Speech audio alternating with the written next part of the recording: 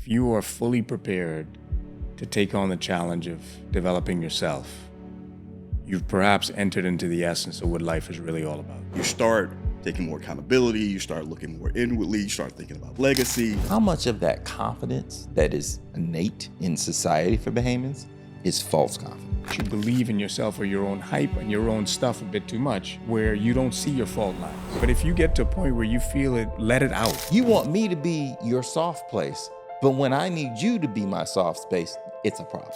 We have some inner turmoil that's happening that we don't get enough grace. Stop the cycle of people hurting and that hurt being the girding of their existence, but instead, I gotta get this out. When did you start to look at the situation and decide maybe I need to pull the handbrake? The feedback that I was getting from those closest to me would start to change. That has to create some conviction in you. I want to be able to express myself in a very pure way to the people around me. I want my boys to say, man, I love my dad. Welcome to Beauty and the Beast, where we create a safe haven for Black men to engage in deep conversations and share their journeys in a judgment-free space. In each episode, we dive into topics that matter, from identity and relationships to personal growth and resilience. This is a space where your story is valued, your voice is heard, and your journey is shared with others who, like you, may feel alone in the world. Join us as we normalize conversations that are too often left unspoken and build a community rooted in support, understanding, and empowerment. Whether you're seeking connection, inspiration, or simply a place to be yourself, you're in the right place. Through heartfelt storytelling and insightful dialogue, the podcast aims to dismantle stigma and foster a deeper understanding of the emotional landscapes navigated by Black men, ultimately highlighting the beauty that emerges from their journeys. Let's break the myth that Black men are beasts. I'm Maliik Baraka, leadership coach, skills trainer, workshop facilitator, and a man of the culture. My name is Kyle Vaughn, University of Miami Hurricane, corporate leader, advocate for mental health, and movie producer. Welcome to Beauty and the Beast. Let's start the conversation. Lars, man, Kyle, it's good to have you here, man. glad to be here. I want to thank you for making the time and being a part of Beauty and the Beast. Absolutely. You know who I am. I'm Kyle Vaughn. Yeah. This is my man, Maliik Baraka. So we're going to spend some time kind of talking about your journey, right? And the difference in this podcast is what we don't like or don't do is be like, okay, I did this, and I did this, and I did this, and I did that, because it makes it sound like it's very formulaic, and you talk about steps. And what people don't understand is we stump our toe along the way. Mm-hmm. We hurt. Mm-hmm. We cry. Mm-hmm. You know, we do all those things. So we want to know about the emotional impact of your journey. So that, we think, differentiates what this podcast is about and why we think you make a good guest, just to kind of help normalize us as Black men in the world of corporate America and just world in general. Yeah. So with that, we'll go ahead and get started. So I know you as a father, Mm-hmm. know you as a husband, know you as a son, met your parents. Mm-hmm. Also know you as captain of industry. Mm-hmm. But it's with that as a backdrop, what I want to know and what we want to know is what in your past put you on the journey you're on today? It's a big question. So you know this, Maliik, I'm not sure you know, but I grew up in the Bahamas. And perhaps that forged a lot of who I am. Yeah. One, commitment to doing what you say. Two, being industrious. There's never really been a thing of chips being down. But also, because there's a Caribbean heritage to me, you also have some things that you say when you've matured, you look back and go, that wasn't exactly right. You know, that wasn't normal. You know, or wasn't necessarily values based. So I'll definitely elaborate on that. But maybe there's just one thing that I'd love to say. That now that I've crossed the big 50, Mm-hmm. the thing that I most realized is if you are fully prepared to take on the challenge of developing yourself, you've perhaps entered into the essence of what life is really all about. 40 plus years of mine, it was always who did what to me, who affected me, the reason why, as opposed to now, how do I develop? How do I improve? How do I change for the other people around me, but more importantly for myself?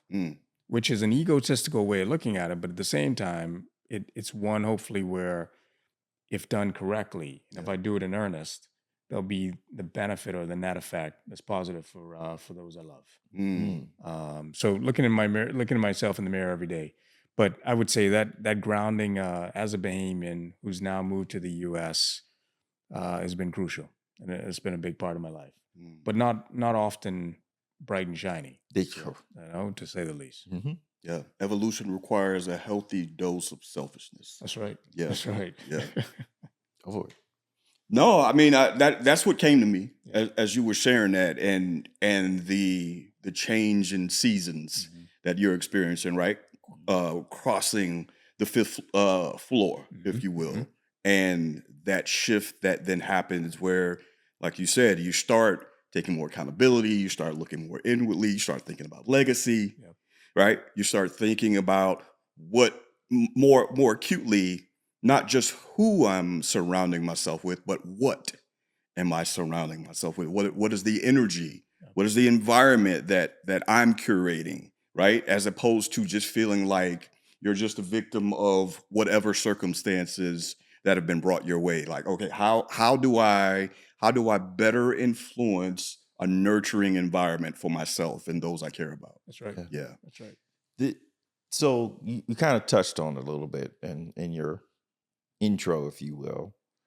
So talk to me about that Bahamian influence, right? Which I know a little bit about. Not as much as you. I wasn't born there, but I spent a lot of time there growing up. But talk to us about that. And then you also talked a little bit about, look back and, there's some things that just weren't right as it relates to that. So talk about your upbringing, your heritage, and then kind of where you thought things kind of went sideways here or there. So it's very much a structured society. What you do on a Monday repeats itself. What you expected to do on a Sunday, what you expected to do around certain seasons, Christmas, Easter, that kind of thing. Very much family based, very much friendship based. You don't change your family, obviously, but you certainly don't change your friends. Your friends usually are lifelong friends, regardless of how far flung in the world you go. You come back, and those are your roots. And if you ever stray from that, you get called on it. But you get called on in the worst way. People may say something to you directly or indirectly, but they will certainly demonstrate to you how damaging your behavior was, in drifting away from those values. I would say the other thing too is Bahamians are very hardworking people that you cannot tell them they can't achieve something, which is so interesting. When you look at some of the more famous Bahamians, they didn't really come from anything. The one person that quickly comes to mind is Sir Sidney Poitier. Or Porter. Porter? Yeah, exactly. Porter. I don't know if people realize that is actually his name. Sidney Porter. But anyway, I'm sorry. Exactly. I interject. So he when he left the Bahamas from an island called Cat Island, and he came to the U.S., he couldn't read.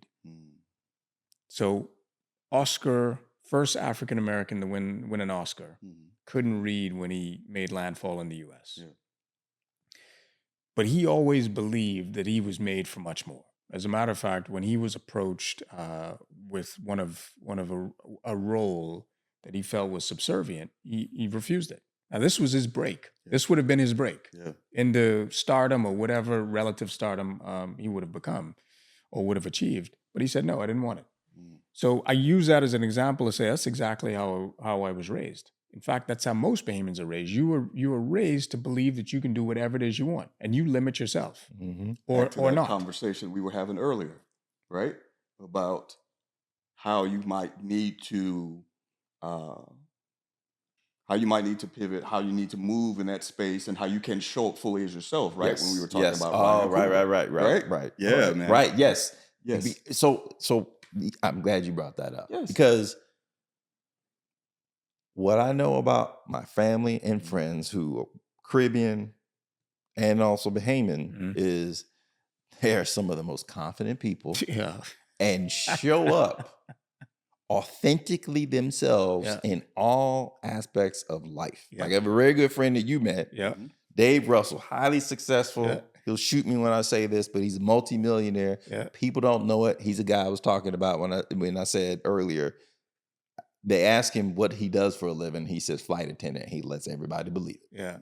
But he is authentically himself no That's right. matter where he shows up. Is that your experience? Absolutely. I mean, that's definitely the case. And I had the pleasure of meeting Dave. Yeah. Dave is authentically himself. I mean, without a doubt. Yep. And what's also interesting too is Bahamians will get you to the point in a relationship where the relationship should be right away, which is perhaps one of the magic, a bit of the magic and the mystique of being a Bahamian. It's the reason why I think so many people visit the country. Now, that's all the positive things. Let me speak a little negatively. Confidence also has its faults. You believe your story a bit too much. You believe in yourself or your own hype and your own stuff a bit too much, where you don't see your fault lines. Despite or in spite of people telling you and calling it out, you don't see your inadequacies, the things you do wrong. So much so that it actually runs through generations. So it is not uncommon, unfortunately, for men to not be full of integrity as it relates to their families, their wives. The stuff runs deep. Right. And what ends up happening, it spreads across the society, and then it deepens in the family line. Yeah. Where the sons look up to the uncles and the fathers and say, well, that's exactly what I should be. Yeah. Their spouses, their partners, the women in their lives accept that, unfortunately. And so this starts to run really deep. And then you have to stop it and pull the handbrake and say, wait a second. Integrity actually doesn't have shades of gray. It really doesn't have shades of gray. And this was the lesson, as I mentioned earlier, when I was in my 40s, that I had to come to the realization that if you're going to be someone of integrity, you have to be integrity or be full of integrity to its T, to the letter. Right. Like there's no sort of, well, I'm going to be a man of integrity Monday through Friday, Saturday and Sunday I'll take off. Yeah. It's full time. No situational integrity. No, that's right. That's right. You know? So let's talk about that for a second, because I'm curious about your youth. And how do you arrive at that place come, 30-some years later, you're a teen, right? And 30-some years later, you're like, no, my integrity matters. Like, how do you get, because, right, you don't have to worry about meeting too many insecure Bahamians. Yeah. So confidence didn't tend to be an issue for Bahamians, right? There's plenty in my family. Hey, Right, so there you go. How do you have a hit song called "Who Let the Dogs Out"? Right, exactly. So anyway, so back to the questions, because today is not about confidence. It's about what you're talking about. So how do you go from that teen probably having a lot of confidence, but so let me pivot on this, because what just hit me is, how much of that confidence that is innate in society for Bahamians is false confidence? I think a big portion of it is, but let me be careful in saying one thing. I think it may be false confidence depending on certain situations or circumstances. So it's innate in terms of what we display, in terms of behavior. It is false when it comes to relationships and how we build or form and then eventually cultivate those relationships. Let me be specific. So my parents divorced when I was 7. And it was important for me to kind of get my head wrapped around the fact that my dad is likely not to be around, will likely not be around all the time. But it wasn't important enough for him. This is where I think that confidence comes in. It was not important enough for him to get beyond his confidence in realizing that being a part of my son's life is more critical for me and what he benefits from, as opposed to sort of living out this traditional approach. So I think that's where the false confidence comes in. Gotcha. But in terms of regular behavior, it's pretty innate. Let me so back to the original point. So how does that impact your childhood? Like, so if your father is, he's now out of the house, and I don't want to make any assumptions, but I know a lot of Bahamian men. Yeah. How does that impact your upbringing, and how does that impact your view of the world? Well, it leaves some gaps. I mean, it definitely leaves some gaps. And I think the first thing I realized, I was operating based on a code with my kids, a code of what I learned, a code what was displayed. Yeah. And even when I thought about being present and having intimate relationships with my kids, kissing, hugging, all of those things that perhaps 20 years ago you just didn't really see. Sure. There was an inner tension where I would say, well, I didn't really see that. So is what I want to do really right relative to what I saw growing up? Mm-hmm. And I think it had a huge impact. Now, fortunately, I was surrounded by some real champions, some really heroic figures. My mother being one of them, my grandmother, my aunt, some people that helped to buffer and balance and smooth the edges to say, look, it is okay. But even those relationships or what they displayed and what they lived by had some limitations. Right. Because again, they were influenced by men Right. who were treating them, or not treating, who were teaching them some inner male dominant behaviors where they had to accept or put some limitations on how they interacted with their their kids, their loved ones. But it definitely left some gaps. Gotcha. And I think that tension is perhaps where the gap really started. Maybe the second thing too, Kyle, there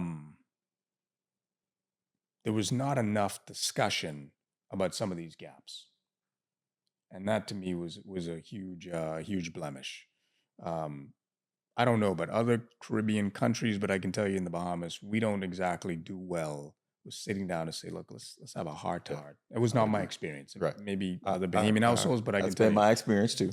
Likewise. we're gonna know, hey, this is a problem. We're gonna know there's a rift, Mm-hmm. but we're not gonna sit down and say, look, we need to get on the other side of it. Yeah. And I just go back not only to my nuclear family, but my extended family. There's certain things you just didn't talk about. Yes. Yeah. There are things you just didn't bring up. Absolutely. You knew that your uncle had multiple families, that he may have cultivated, created, but you didn't talk about it. You just left that alone, and that became part of the family, unfortunately, part of the family legacy. Yeah. But when you see all of that on full display, looking back, you don't realize that was being seeped into your wiring. Yes. And at some point, you got to pull the handbrake and say, wait a second. This does not fit, back to the word I said, to the finite and black and white part of what integrity should be. I'm curious to know,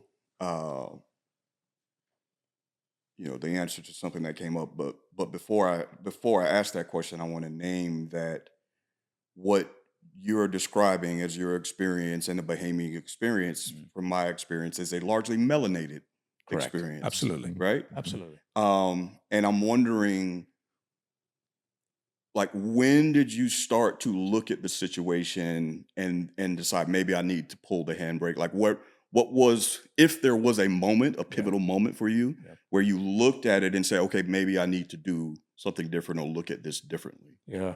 Maliik, I've never thought about when. I can tell you some instances which may result in when.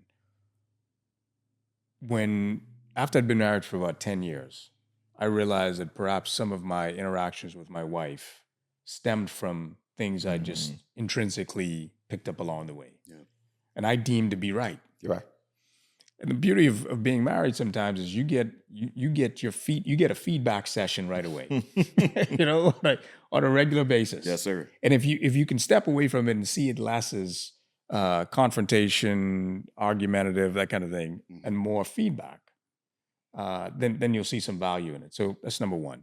As your kids start to grow up and they move from those single-digit years into teenage years, and you realize that they are slowly leaving the house or getting to a point where they'll leave the house, you then say, what have I embedded in them? What have I taught them that they can now walk away, and not only can they be proud, but I can also be proud that I've developed them in some way. So that's probably the second time. And then the third time too, I have the benefit of working in a multinational organization where you get to see leadership at its core, the good and the bad and full spectrum. Sure. And as I started to reflect on where I was on that spectrum, I could easily see some flaws in what was happening. So suffice it to say, of those three scenarios, I saw flaws in my own values, my own interaction with people, my own behavior, and you really start to get to a moment or a point of inflection where you say, "Is this really what I want to be? Yes. Is this the friend I want to be? Is this the lover of my wife that I want to be? Is this the husband and the dad?" And this is why I said, if you look at selfishness as what it ought to be, it actually becomes quite positive in that respect. Mm-hmm. Yeah. I'd agree with that. When you stop and say, "Man, I am not exactly what I might appear to be, or what I thought I would be at this point," then you start to get to the basis of change. I feel that deeply, bro. And I can articulate exactly the moment when I pulled the handbrake. It was when my wife and I had decided to do a 1-year trial separation. And during that separation, we were doing our individual therapies and we were doing couples therapy. And it was about the third session of couples therapy in which, after the first 2 sessions of arguing my position of why I was right and why she wasn't, and she need to, and all of that shit, that I finally connected and listened to what he was trying to tell me about me and what she was trying to tell me about her, and it almost broke me. I was so embarrassed and I was so ashamed about how I had been conducting myself in this relationship and inadvertently in other relationships, but primarily in this one. And how I thought I was showing up as such a strong partner for my wife. But in that moment, I really felt like I had been shitting the bed. Let me ask you, if you don't mind. Were you brought to a place of great emotion beyond the embarrassment? Bro, I was bubble snot crying. Yeah, like straight up. Like straight up. Because it was I was that moved by my insensitivity, by my lack of awareness, by what I thought was, again, me being such a model husband and realizing like, oh, you fucking this up. But that, the reason why I asked you the question is, I'm not blaming anyone here when I say this, but unfortunately, that's where we get caged in. Hopefully you were made to feel okay to display that level of vulnerability. So before you move on, I want you to explain caged in. Can you explain caged in for me? Well, look, I've said it, and I've been saying it now for a few months, because I've had to come to that place where I don't believe men, and I certainly don't believe for myself, I've been allowed, not through anyone's deliberateness. I don't think I've been allowed to be emotional about certain things. I'm going to give you, it's almost like I'm going to give you these 5 minutes, and then I need you to get on with it. Like, if you continue, if you're lucky, you get 5. Absolutely. Yes. You continue to be too vulnerable. Now you are so unique that something's wrong with you. And I think that's where, as I think of my 2 boys, if there's one thing I'd love for them to walk away with, is when you get to a place of vulnerability and you get emotional, let that out. Even if mom, dad, spouse, girlfriend, whomever. So let me stop you. Can you speak to the camera and say that again? If you get to a point, and listen, I'm no expert, but if you get to a point where you feel it is a moment of vulnerability and sensitivity, let it go, let it out, let it express itself. Because unfortunately, we have some inner tumult and turmoil that's happening that we are not allowed to enough. We're not allowed to express that. I don't agree. And look, I say that from personal experience, my own personal experience, but I also see that the one word that I've been hearing a lot of men talk about lately is not having enough credit, not getting enough credit. It's not even about respect anymore. I think respect was our word, a year or two ago. Yes. It's about credit. Yeah. And sometimes credit, I think, is a broad term, and I think would it's maybe credit and allowance to just feel. Here's the word I like to use: grace.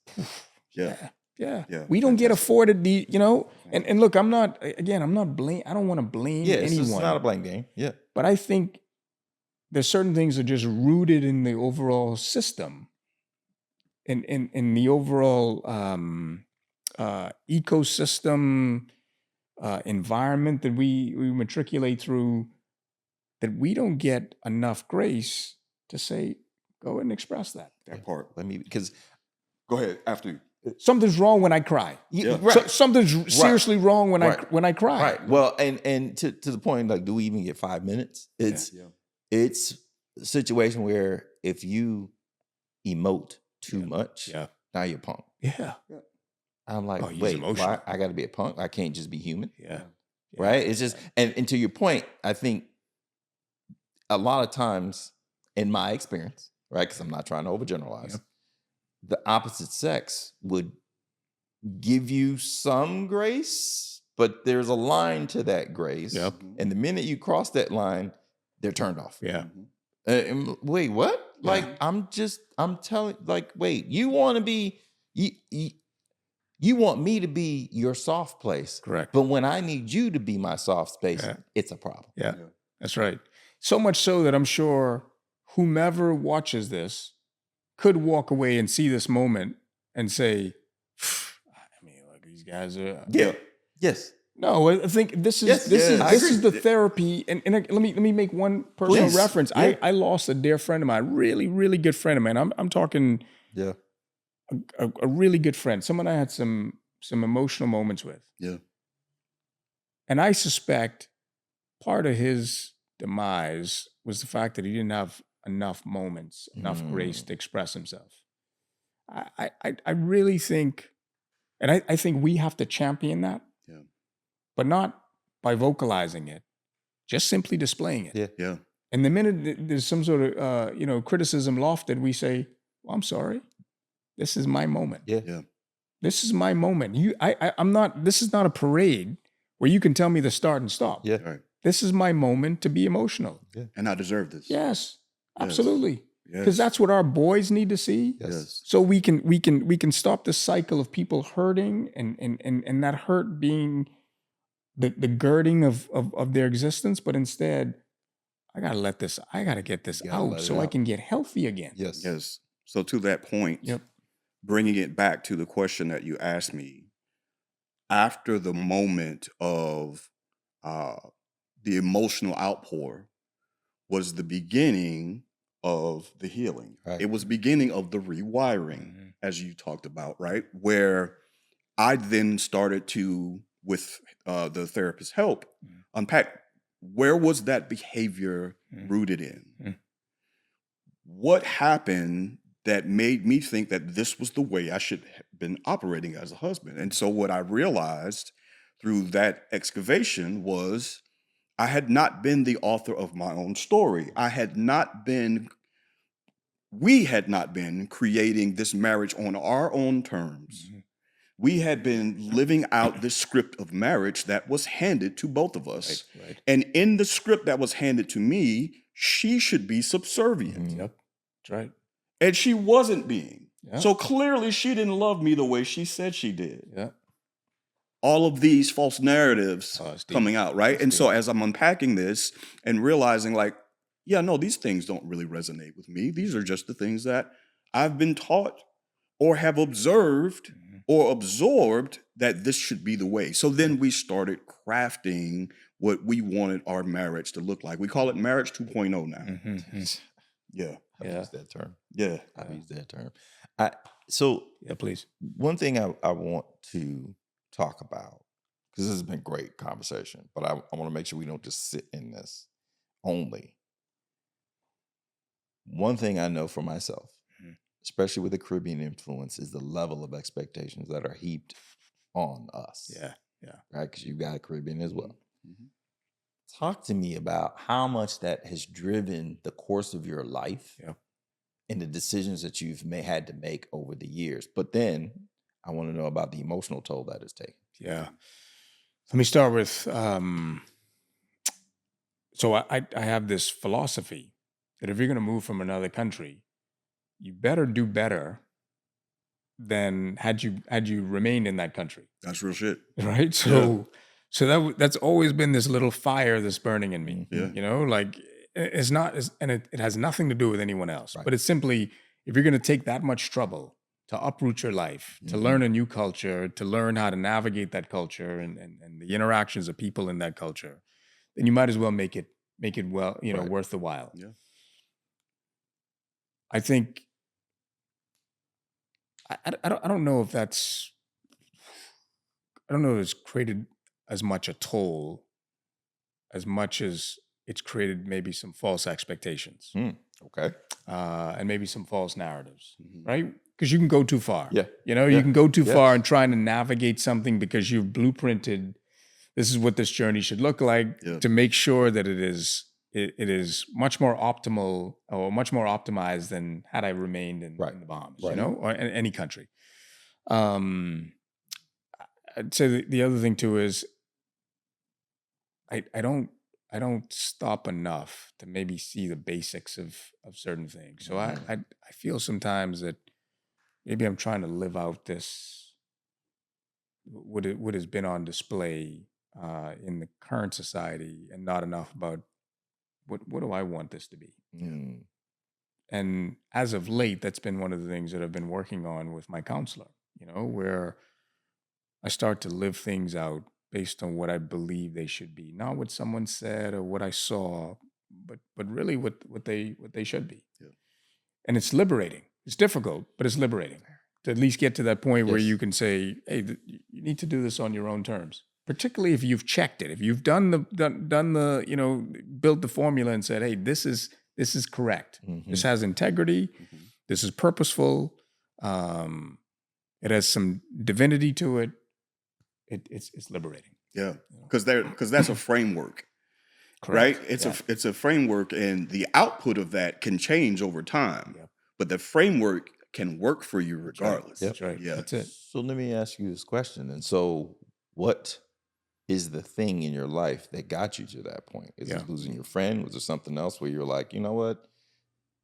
Maybe I'm not necessarily living for me and living for the external motivator. So what Yeah. got you there?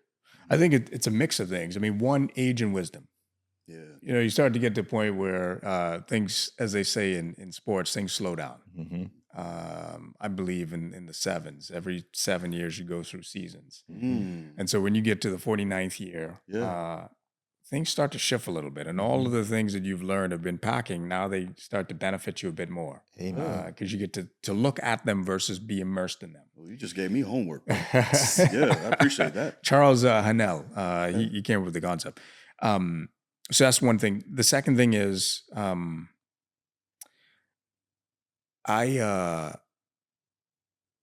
realized that if I were really living the way I should be, Mm-hmm. the feedback that I was getting from those closest to me, my wife and my kids in particular, Yeah. would start to change. Mm. It was the same feedback. The same feedback. Mm. This is what you need to do. This is what we're not seeing. This is how you need to show up. And, Yeah. and you've got to bridle that a little bit, Yeah. right? Because you can that It can dialogue also can go get too far. very Yes. noisy. That's Mhm. exactly Mhm. Yeah. it. But if they are genuine, which I absolutely believe they have been, Mhm. then I've got to stop. I had to stop and say that feedback has to be. You have to move that. That has to Yeah. create some conviction in you, and you need to position that in the Yeah. right way. Yeah. And maybe the third thing too, I do not want to, I don't want to discount my life. And it is less about the things happening outside, Mhm. all the things happening inside. I want to be able to slow down the noise in my life sometimes and have really good, rich thoughts. I want to be able to express myself in a very pure way to the people around me. I want my boys to say, "Man, I love my dad. I love how," and that has never happened. Mm. At least not, they haven't done it to me. Right. And not that they need to do it to me, but I believe it'll be a reflection of the right end of the value stream of me creating value in their life and creating benefits in their life, where now they would feel it's okay to express it that way. And when I keep saying my boys, my daughter too. I don't want to forget my daughter. I mean, my daughter is I single out my boys because they will become the full embodiment of who I am. Look, the father-daughter dynamic is very different than the father-son dynamic. That's just is what it is. That's right. That's right. You know, what's interesting is we had another guest on, and he talked about, you know, his situation is a little bit different. Yeah. You know, went through a divorce, and he was talking about an instance where his son was showing some animosity in a situation that they were in. And he was just like, we need to talk.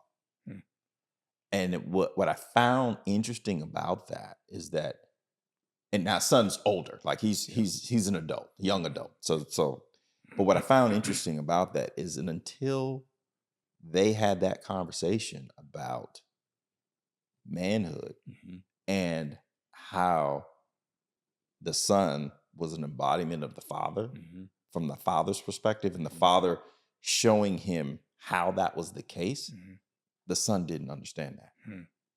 Like the son is like, I'm not my father. I'm not. He was like, well, I thought the way he did it was brilliant. Yeah. Absolutely. He said, so you treat your friends a certain way, right? You treat the woman in your life a certain way, right? You make a good living. And I forget what the fourth thing was, and he was just like, yes to all of it. And the father said, that's me.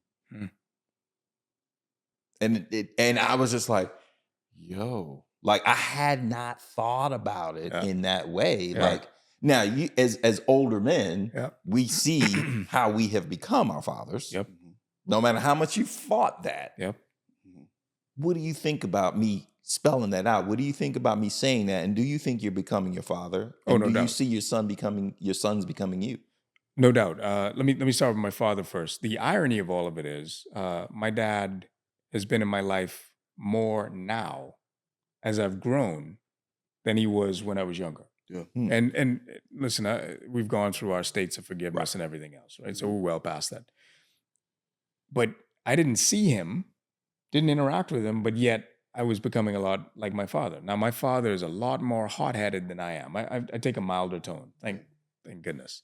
But there's still some intensity about me. And oh, by the way, my boys are the same way. I have one, it takes a lot, but when he erupts, he erupts.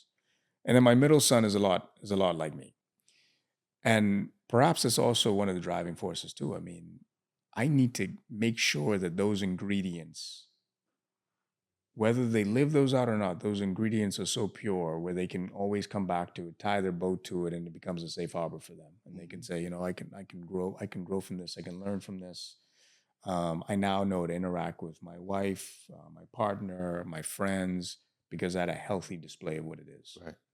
And even if I have failed in that up to this point, hopefully I can give them the opposite side of it, where they get a chance to choose and say, well, I saw what that idiot was doing, but now I saw how this idiot has changed, and now I've got the best of both worlds. I know for me personally, it's like, look at my father, and I've made decisions over the years that either I want to be or I don't.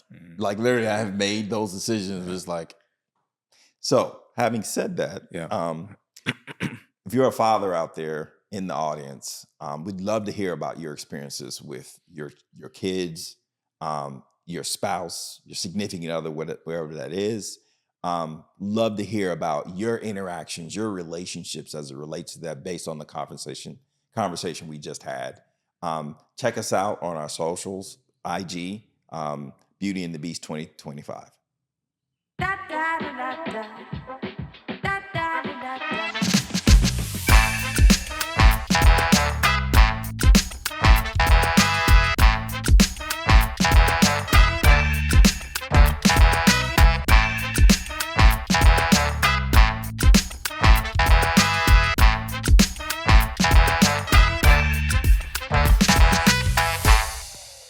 So we were just talking about fatherhood and imprinting on our sons in particular, like modeling for them, what manhood really looks like. Yeah. Where I want to go next is about balance. Yeah. Right. So I remember when we first met, it's funny, we were just off camera talking about kind of my progression as an individual into being more authentic. Mm-hmm. And I remember meeting you originally, and I was thinking, this guy's very even keeled, very buttoned up, very put together. And thinking to myself, also after a few years and getting to sit and talk and share some drinks, and it's like, but how does he have fun? Right. And so I was like, I don't. But then my 50th birthday party rolls around. Right. And all three of us were in the building for that. Yeah. And the DJ, as we like to say, was licking some tunes. And I see him off in the corner with his wife bent over, and I'm sorry, she might not want me to say that, but having a good time, because I was doing the same thing. So I was not like, I'm just saying that out loud. Yeah. But like, where do you find balance in life, and how do you find balance in life? So I it's a good question, because I often wonder, what is the meaning of fun? Number one, I think it's bespoke to the individual. Right. So I do believe that there's some fun in me. This is going to sound a little strange, and perhaps it's more to the question you were asking, or the intrigue you had in being deeply rooted in something. Routine, structure. I mean, that's fun for me. Right.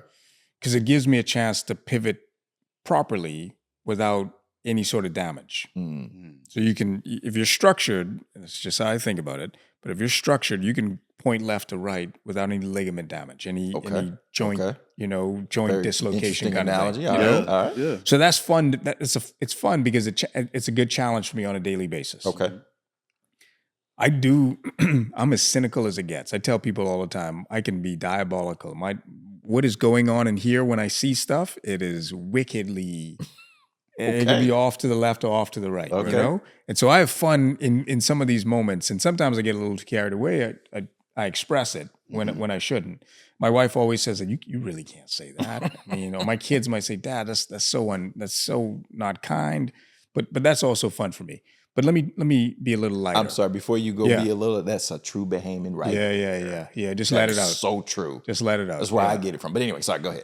Yeah. That's fun. I mean, to find these moments and say, man, that's a little crazy. Like looking at the house, I'll pick up certain things and say, boy, that is what made him think that, Right. But I digress. I think the other thing too is I love music. I love all types of music. Kyle knows it, and you just mentioned it or referenced it. I love reggae.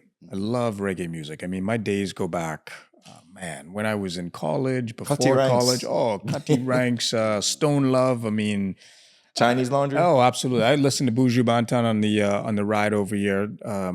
So I love all types of music, and I actually will get into a musical moment depending on the emotion.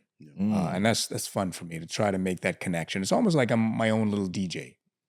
What genre today or at this moment feels best? Yeah. And that's fun. I think the other thing too is that I've taken a lot of delight in some of the things that my kids are involved in is a lot of fun. So my son Kyle knows this because his daughter shares his passion. My middle son plays soccer, but even for my daughter, who is very artistic, who's now into fashion, and my youngest son, who's now into any video on TikTok, frankly, or YouTube, I take delight in trying to immerse in their world, maybe to keep me younger, but more importantly, to keep that connection. But specifically about my son, I am obnoxious at his soccer games. They just had a playoff game just recently, and the stuff that comes out of my mouth. Like I'll say to people, look, when I go to this game, I'm going to be a totally different person. So forget who you think I am. I'm going to be a totally different person. And that's fun. One of those games. Oh man, you got to come. You got to come. I mean, I'm talking about the player. I'm talking about the coach. I'm talking about the referee, of course. Wow. And I'm certainly talking about my son sometimes. Like, what is he? What? Come on, man. What are you doing? But I find those moments to be fun because it allows you to connect into what's happening around you. Yeah. And perhaps that's maybe the overarching part of it. Like, don't be too far removed from what you believe should happen, and you miss all of the little essences of what's going on. Not being present. Yeah. That's it. So, okay, come on, man. Music. This you got to run with this because this, you know. I went somewhere else with it. Okay. I went somewhere else with it. Where it took me was when you were describing like how you connect with your kids and have fun in that way and being tapped in with them. It took me to and I somewhat articulated this at the meeting where we met. Yeah. Right. Yeah. At the men's meeting. That I struggle with connecting with my kids on the level of being interested in a lot of the things that they're interested in. Sure. Like I am interested in them. I love them infinitely. Yeah. But a lot of the shit that they're into, I can't. Yeah. I can't. Yeah. Right. And so it is finding the balance of getting connected and staying connected with them, right, on in some medium, while dealing with the internal rejection I have with what you're listening to, what you're watching, just what you're talking about in general. Yeah. So let me. It's funny. Let me jump in here because this is where I went with this, and I'll share this with you. So my daughter, 16. You referenced her. She plays soccer, plays a very high level. Too. Very good player. If you don't mind, I'll just gush on Marley for a second. My son's head coach, his club's team, who we've known for many years. Mm-hmm. I texted him when I found out that he'd be the assistant coach at Marley's school, and I said, "Hey, what do you think about Marley Vaughn?" One word. This is a British guy too, by the way. One word: player. Yeah, absolute player. Yeah, is what he said. Yeah, she's good. She's good. She's very good. But where I'm going with this is just turned 16 in January. And the rule in our house was you couldn't date until you turned 16. Yeah. So fast forward to March, now she has a boyfriend. She didn't waste any time. But where I'm going with this is prom comes around, right? Her boyfriend is a junior. So he invites her to the prom. And I lost my shit, right? Now, it was here, but it did come out a little bit because I was of the opinion that I needed to meet this young man before anything became official, including agreeing to her going to the prom. Yep. And so she tells me about this, and I will be honest with you, like when she comes home and she's all excited. Yeah. Yeah. And when she came home and she starts talking to her mom about it, and her mom's like, my wife, and she's got something to tell you. Mm. I'm like, what is this? And then I hear about prom, and then the conversation just runs away from me, and I'm sitting in the corner, and the room is spinning. Yeah. Like literally spinning. And that's when I lost my shit. I was like, there's no prom, there's no this. I had a conversation with a friend of mine whose daughter he's guest in season 1 on the podcast. Michael Quigley is his name. And he's got his daughters, all 3 of his daughters are older than mine. And so I tell him about this, but I also ask him for advice. And his advice to me changed the entire trajectory of my relationship with my daughter. In that instant. Like me talking to him and then modeling what he told me. And what he told me in that instance, because as part of that conversation with my daughter about the prom, there had to be some dress shopping. And lo and behold, my wife was going out of town the weekend we had to go dress shopping. Yeah. And so I'm talking to him about this. He said, let me explain something to you. His oldest daughter is almost 30 years old. So he's got a great spectrum and wealth of knowledge on this. And he said to me, she's looking for your approval. And if you do not give that approval, I guarantee it will impact your relationship long-term with your daughter. He said, so you may be screaming on the inside about all the things that are happening and all the projections that you are making about where this thing may go. He was like, but in this moment, she wants her father. And if you aren't there to be her father, she's going to find it someplace else. Yep. And man, I'm getting chills here. Yeah. So so when he said that to me, I was like, okay, all right, shook my world. Yeah. But then when I went back to her, and then we went, luckily for me, they did dress shopping online, so dress comes, but we got to go get shoes. Yeah. So wife's out of town, we go get shoes, and I'm all in. I'm like, hey, hun, so where we going? We gonna do this, we gonna do that, and then, so okay, what store we want to go to next? And this, and that. Okay, what shoes? She's like, oh, I like these, but not this heel. And she's like, I want 3-inch heels, and I'm like, oh my God. Inside, I'm like, fucking 3-inch heels for a 16-year-old. Like, what the hell is this? Yeah. But I'm like, okay, I bury that deep down. Yeah. And I will tell you, that day was one of the best days I've ever shared with my daughter. Yeah. We spent the entire day out, and we talked about everything in life. And I thank God that I had that conversation with him, because I have no interest in going shoe, dress. I damn sure don't want to entertain the young man. Mm-hmm. But I was like, you know what? This is not about him. Yeah. It's not about the shoes. It's not about the dress. It's about my relationship with my daughter. That's right. And it has changed our interaction when it comes to this topic, and I'm so thankful. So I just wanted to share that with you. Yeah. That sometimes it ain't about you. Yes, you are 100% right. And I have leaned into what you just described countless times over the years, where the nuance comes in this situation is my kids both will be 24 this year. Yeah, much older adults. Yeah, They're much older, and it is not about me having some inability or rejection of leaning into the things that matter. What I'm talking about is the more casual things. The things where these things are very deeply rooted in my personality, right? Mm-hmm. You know this, like as you just talked about music. Mm-hmm. Music is a very big deal to me. Right. That's where I thought you were going to go earlier. TV is a very big deal to me, yeah. right? So when these are the conversations that kind of dominate the environment that we're in, it's kind of like me being quiet, because what I don't want to say is, no, that shit's trash. Yeah. But you should. That's what I'm saying. But you should. But I understand the impetus of you saying I should, because that's my authentic feeling. Yeah. But I also have to be mindful of how much weight my opinion carries. Yep. That's true. That's it. True. And how much my influence can make them feel a way about themselves. That's it. So because we kind of going off, but go ahead. I want to bring it back to Lars in a second.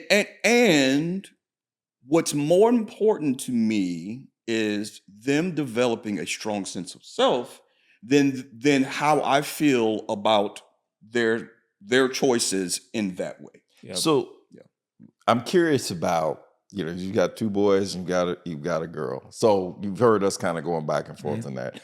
I'd love to get your opinion on that juxtaposition of me sharing my opinion and me withholding my opinion. What do you think in terms of your own lived experience relative to your children or anybody, like even in corporate America? What's your thoughts on that?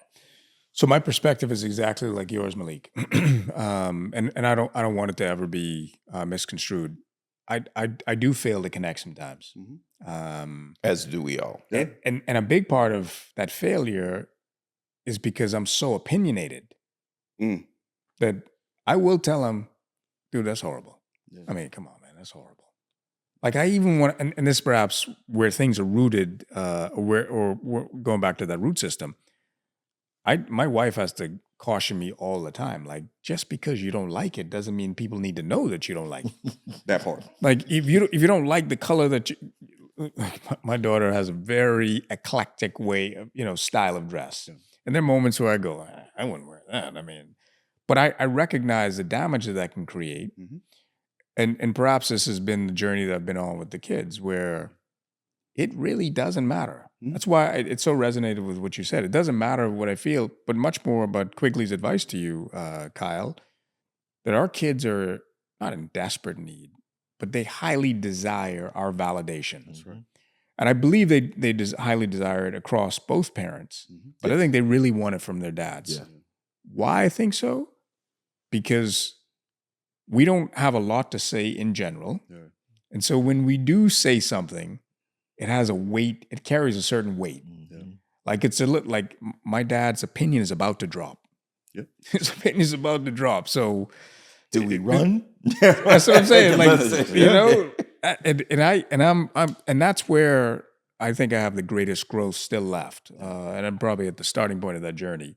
The second thing I'll say, Kyle, too, because I have this need to try to be authentic, regardless of where I am. I find that I bring a bit of that fatherhood into the workplace with my team, so my team knows this all too well. Like I need everything in my office to be the same way I left it. Yes.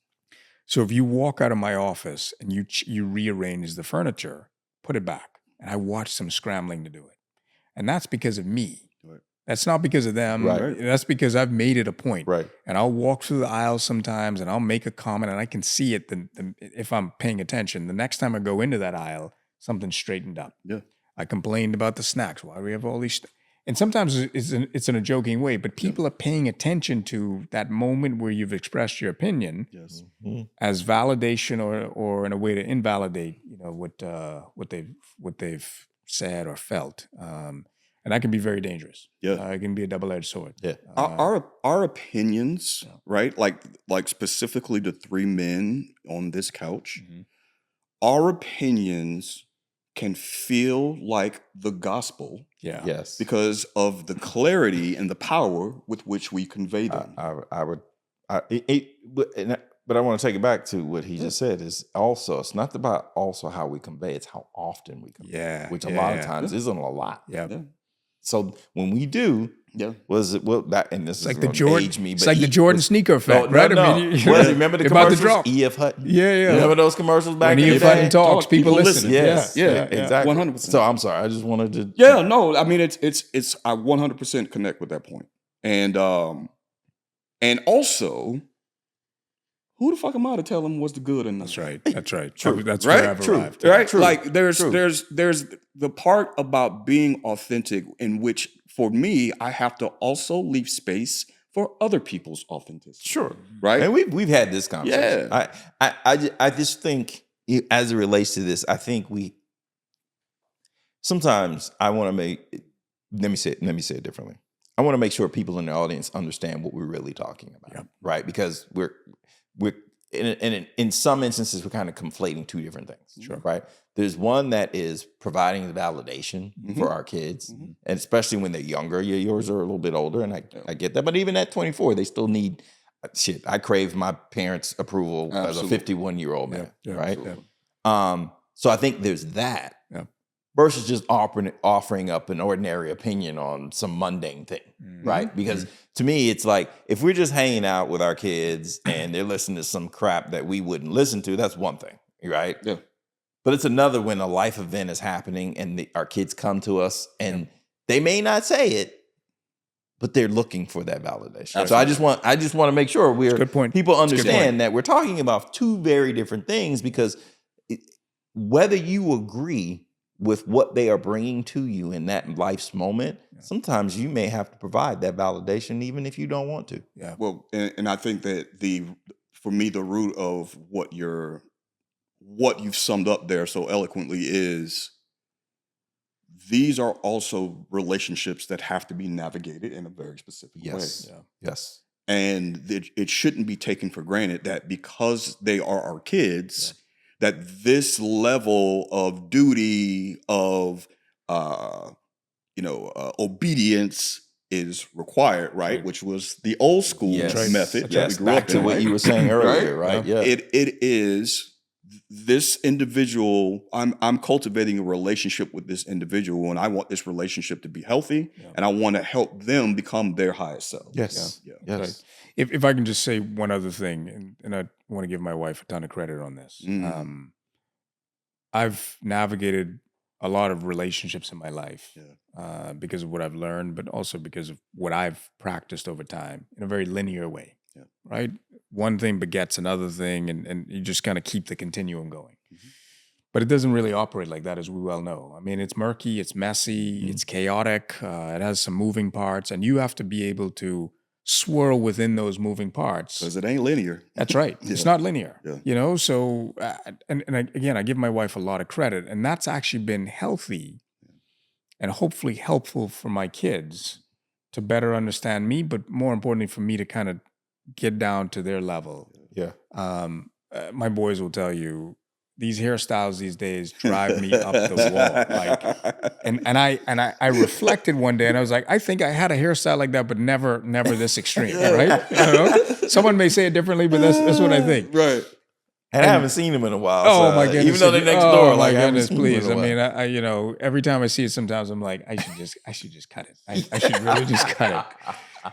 But that's their expression. Yes. And then when you look across their friend groups and the overall community they're in, they're embedded in that. And if I take that away, yes, even if I'm only expressing my disdain for it or dislike, that creates some injury. That's right. You know, because that was the case for me with this dress that she wore. I just was like, yeah. okay, I just got to get with it Yeah. because it's what everybody's wearing.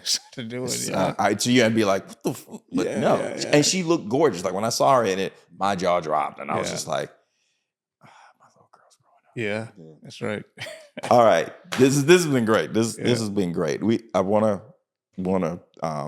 kind of bring us to a close. Sure. And there are a couple questions we like to ask at the end, and then we like to present you with a little bit of a surprise. Okay. All right.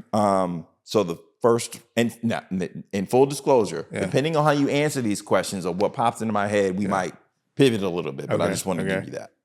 So the first question is, would love to get your opinion on the notion that Black men are perceived as beasts in this world. Yeah. One, I think it's a bit real. And I think some of it's because of the amount of power, the sheer power that we carry. Say that. And I have the good fortune of seeing both Black men and white men in my corporate setting.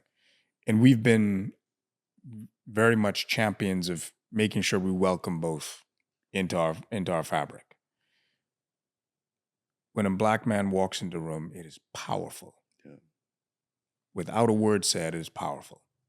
Particularly, I think, because we've been raised in a way to make sure that we have a certain polish when we walk into certain arenas or into certain environments. So that comes with a lot of power, right? And perhaps the second thing too is, I think we also, so there's the power, but also I think there's the stereotype, because everything people believe nowadays, unfortunately, has been fed to them. Right. No one's taken the time to necessarily understand, is that really legitimate? And every story, including this latest one that's been, which goes unnamed, and I won't talk about it, that actually will once again weave another thread or link another chain to this beast, this beast sort of mentality. Yeah. But if I look at it positively, and Harvey Coleman, who's a mentor of mine, said it. He said, anything a Black person, but particularly a Black man, puts his mind to, in any environment he steps into, he's likely to dominate it. Most people, I think, beast is akin to fair. I fear what could happen if we let this become overrun. Yes. But I can tell you, man, every time I see a stellar Black man, in all likelihood, he's perhaps dominating the space that he's in. And I think that links to fair in some way. Just my perspective. I love that answer. Yeah. Second to last question. Last question, sorry. What makes you feel loved in this world? Oof. I don't know if I have an answer. I don't know if I have an answer. I don't think I have an answer, because what I need in love every day, I don't believe I've expressed it enough for the loved ones in my life to give it to me on a regular basis. And let's be honest, love is it's dosages. You know, you need dosages of it. You don't. Yeah. It isn't just something you get today and then maybe you can go without it for the next month. I mean, at the same time, though, to be fair and really kind to the people that I love the most and who love me, I think just their willingness to put up with me, despite all my flaws, all my opinions. You guys are. I mean, we've been waxing now for almost an hour, right? Mhm. I can talk forever. And the people that love me, they have to deal with that. Yeah. Like this isn't entertainment for them. You know, Right, this right. is Like, treachery. here we You go know, this again. is we got to do this again. You know, Yeah. I got to sit down at the dinner table with this dude. And so they put up with me and they allow me. I think they allow me some grace.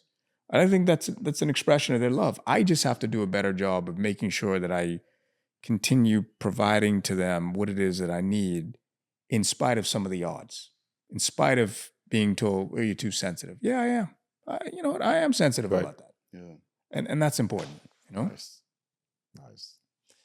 All right. So part of what we do on this podcast is we reach out to people that mean something to you. Yeah.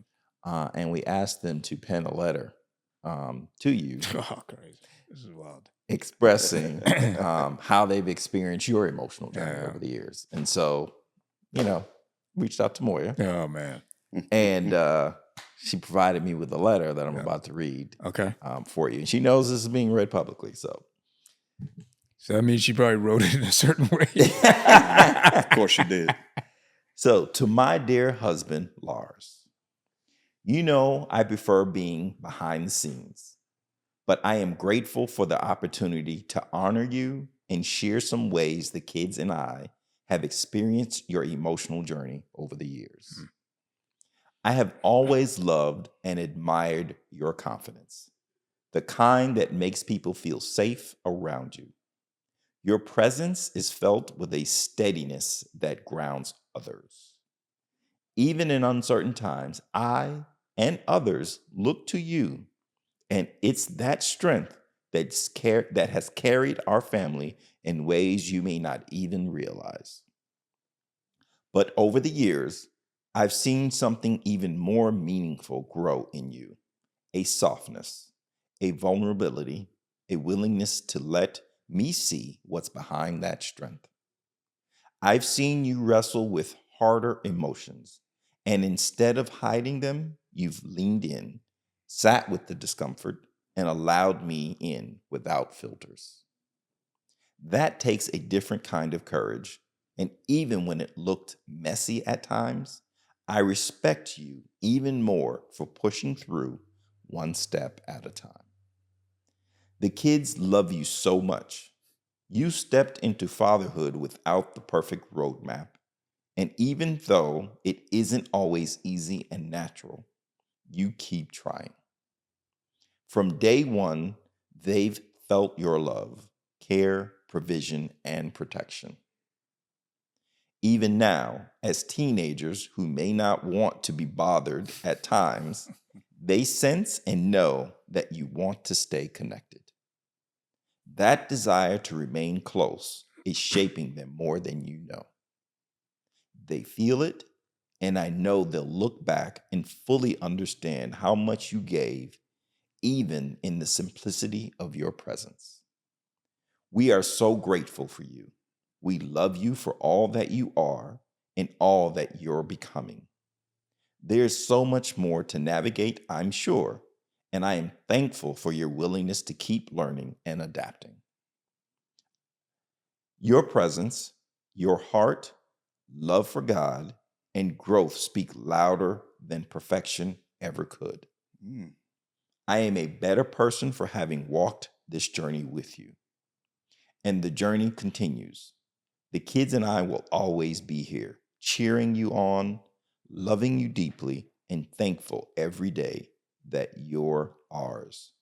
We love you beyond measure. What do you think about that? Man, I love it. I love it. And it was interesting. The last question was exactly me sort of crying out for that sort of thing. Right. Yeah. Yeah. Yeah. That's I mentioned it earlier. Sometimes I think as men, perhaps this is why Black men in particular are deemed as beasts. Or maybe the reason why we display certain characteristics, because we're not getting enough of that. I don't need a letter every week. Yeah. I really don't. But I certainly need a letter or I need a statement at the right moment. Yeah.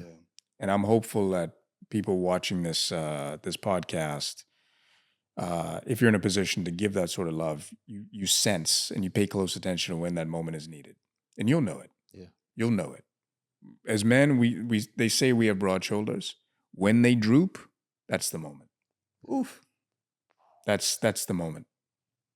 And I am telling you, having lost a friend recently who unfortunately took his own life, I sensed his shoulders were drooping and no one saw it. He could have benefited from a letter so thoughtful and so loving like the one Moya wrote. That's why she was telling me, have fun today. Nice. Man. And with that, we're out.